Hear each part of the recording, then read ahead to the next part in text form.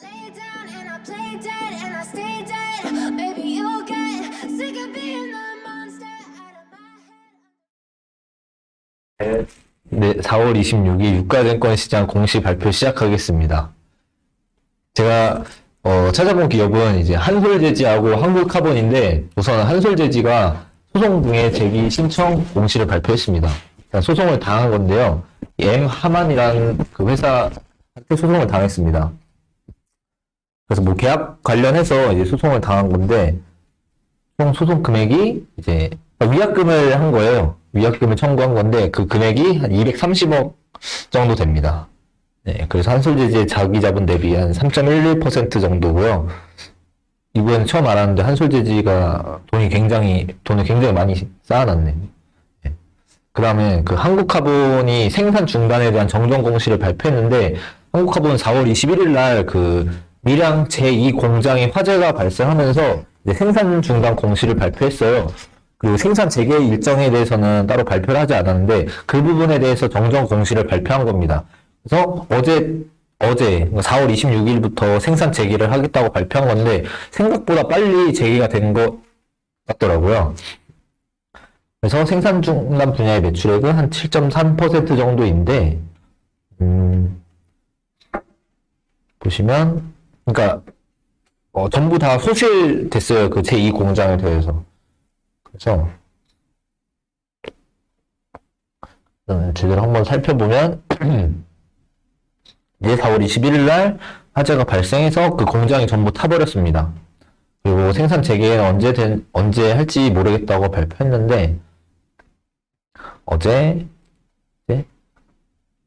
그 생산 설비 라인을 다른 쪽으로 우회해서 이제 전기 설비나 이런 거를 정상화한 다음에 어제 이제 시험 가동을 하고 오늘 오전부터 생산 재개할 예정이라고 발표를 했습니다. 그래서 이 소실된 공장에 대해서는 기존의 캐파보다 더 이제 추가로 증설을 할 예정이라고 발표를 했고, 사람들이 그 경쟁사인 동성 화인텍이 이거에 대한 반사 이익을 받지 않을까라고 많이들 얘기했는데, 좀 찾아본 결과, 얘네가 조선 3사, 현대미포조선이나 대우조선에 한 그런 조선 3사한테 이제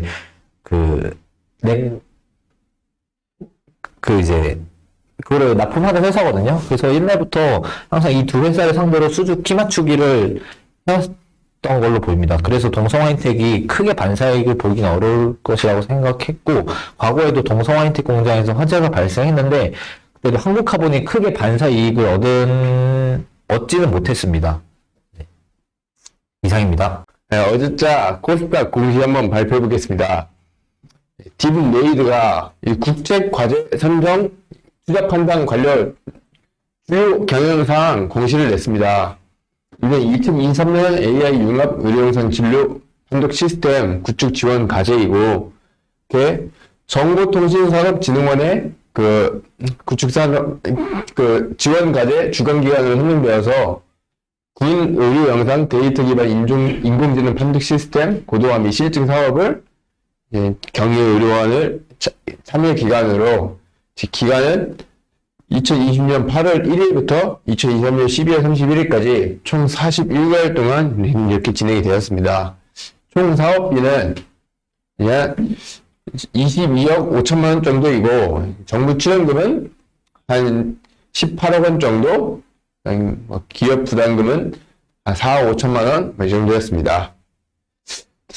과제의 목표는 최신 AI 기술과 IT 기술을 융합해서 군 의료 환경 및 질 개선이었고, 기대 효과로는 이렇게 의료 영상 인공지능 판독 보조 시스템의 AI 모델 고도화 및 실증 사업을 통해서 실제 인공지능 모델의 다양한 현장 경험을 활용하여 문제점 파악 및 개선을 기대할 수 있을 것으로 기대가 되고, 개발된 서비스는 긴급 의료 진단 서비스, 원격 판독 서비스에 바로 도움이 될 수 있고, 이렇게 임상 환경에 적합한 인공지능 PACS 개발에 가속화가 될 것으로 예상되는 그런 기대가 좀 있습니다.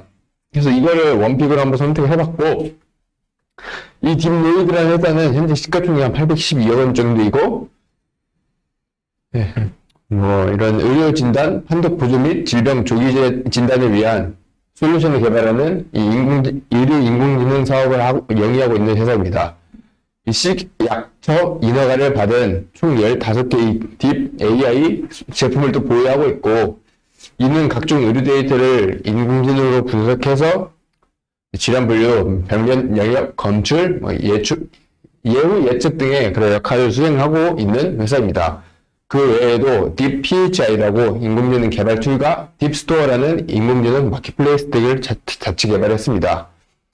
여기 보시면은, 딥노이드는 또 AI 효율화 툴과 AI 의료기기 딥 AI 연결을 통해서 이 편리한 의료환경 생태계를 제공을 하는데, 이외에는 이 딥PH라고 인공지능 개발 툴을 통해서 코딩에 대한 이해도가 좀 낮아도 AI 모델을 제작하여 사용할 수 있고, 이를 또 딥스토어라는 이 마켓플레이스에 배포해서 사용자 간의 간편하게 공유 및 구독하여 사용할 수 있습니다. PACS를 사용해서 필요한 의료 영상 정보를 획득하고 저장, 분석, 검색하는 데 필요한 기능을 전체적으로 처리하고, 또 이 딥 AI를 통해서 의료 행태를 보조하면서 올인원 생태계 구축의 선두 주자로 이렇게 자리 잡고 있고, 이게 뭐 쭉 보시면은 어쨌든 이런 플랫폼 모델과 파이프라인 모델이 있는데, 지금까지 뭐 매출액을 뭐 봤을 때는 2018년에 9억, 2019년 2억 이렇게 해도 2022년에 한 32억 정도로 이렇게 매출은 좀 늘어날 수 있다고 보실 수도 있지만, 이게 개인적으로 좀 돈이 될까라는, 결국 뭐 돈이 안 되는 비즈니스가 아닐까? 약간 좀 이런 생각이 좀 있어서, 뭐 돈은 안 될 것 같다고 이렇게 한번 생각을 해봤습니다. 세트랙 I가 또 영업 실적 장비는 공시를 했는데, 매출액은 전년 대비해서 32.7% 올랐지만 영업이익과 당기순이익은 적자 전환을 하였고, 또한 RFHIC가 매출도 이렇게 늘어났고 영업이익도 흑자 전환을 했고, 또 RF 머티리얼즈가 매출도 늘어났고 흑자 전환을 했습니다. 그리고 이 메디아나가 매출은 24.3% 늘어났지만 영업이익은 좀 마이너스 20% 떨어진 이런 공시가 또 있었습니다. 감사합니다. 코덱스 발표해 보겠습니다. 오늘 코덱스 공시 같은 경우에는 크게 공시가 없었는데, 다시 할게요. 잠시만요. 그냥 스탑했다가 이거. 네, 코덱스 발표해 보겠습니다. 코덱스는 오늘 2가지 공시가 올라왔는데요. 그냥 둘 다 IR 개최의 결과였습니다. 미래에너지 파트너스가 이제 어제 개최한 결과 공시를 했었고, 그다음에 랜딩머신이라는 이 AI 신용평가 시스템을 가지고 있는 이 머니무브라는 플랫폼을 가지고 있는 회사가 25일날 IR을 했었습니다.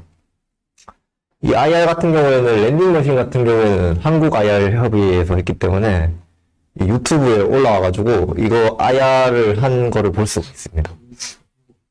네, 관심 있는 분은 한번 유튜브에 검색해 보시면 괜찮을 것 같습니다. 감사합니다. 4월 26일자 기타법인 공시 발표해 보겠습니다. 발표 기업은 트루엔이라는 기업이고요. 여기 이제 디지털 영상 감시 시스템 사업이랑 IoT 사업을 하는 회사인데, 이제 IPO 투자 설명서가 나왔습니다. 250만 주, 모집가액 10,000원에서 12,000원이고, 모집 총액이 250억에서 300억이고요. 청약 기일은 5월 8일에서 9일입니다.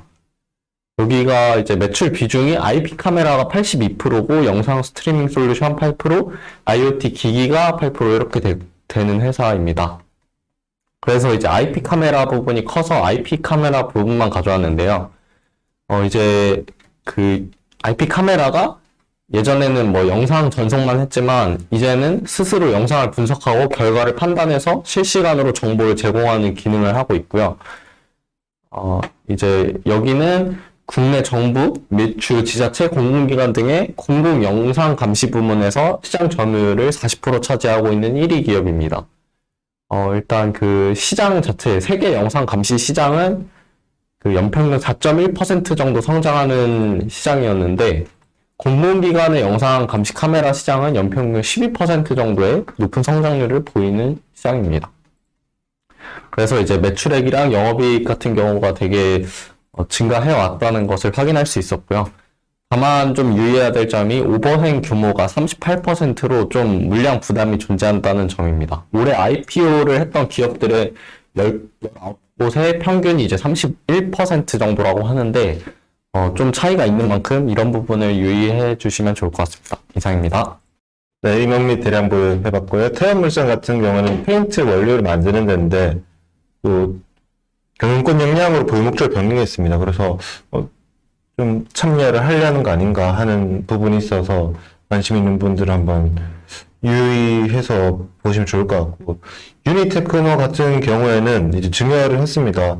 580만 주가 이제 자식들로 보이는 분들한테 반반씩 갔는데 아직 끝난 건 아니지만 그래도 기존에 우리가 생각했던 그 증여 리스크에 대해서 조금 걱정을 덜었고, 그리고 다들 아시다시피 증여 같은 경우에는 전후 2개월 주가에 따라서 이제 세금을 내기 때문에 어쨌든 좀 싸다고 경진이 판단을 했을 것 같습니다. 하지만 조심해야 될 거는 증여는 우리나라에서는 항상 취소했다 다시 했다가 페널티가 없기 때문에 요거를 보고 주가가 팍 올라버리면 증여를 취소하실 수도 있다. 그거를 조심하셔야 될 것 같습니다. 이 회사는 자동차 부품하는 회사입니다. 그 HLB 글로벌 같은 경우에는 그 주식 취득을 애플크레 많이 했는데 콜옵션으로 인한 취득이어서 뭐 나쁘게 hol고 넘치면 그렇게 또 유의할 필요는 없을 것 같습니다. 성일 하이텍 같은 경우에는 여기 이가영님 99년생이신데 주식을 500만 원치 사셨습니다. 이 특수관계인이시고 그 친인척이라 돼 있는데 뭐 자식이신지 그냥 뭐 조카인지 잘 모르겠지만 부럽습니다. 그리고 루멘스 같은 경우에는 보셨다시피 이제 LED 전문 기업인데 이 회사 같은 경우에는 최근에 들어서 최대주주가 되게 많이 사셨습니다. 이렇게 계속 하셨고 또 최근에 샀을 때도 이렇게 주가가 많이 올랐고 이번에 6억 가까이 샀기 때문에 긍정적으로 볼 수 있지 않을까 좀 기대가 되는 기업이었습니다. 이상입니다. 제목주면 뭐예요?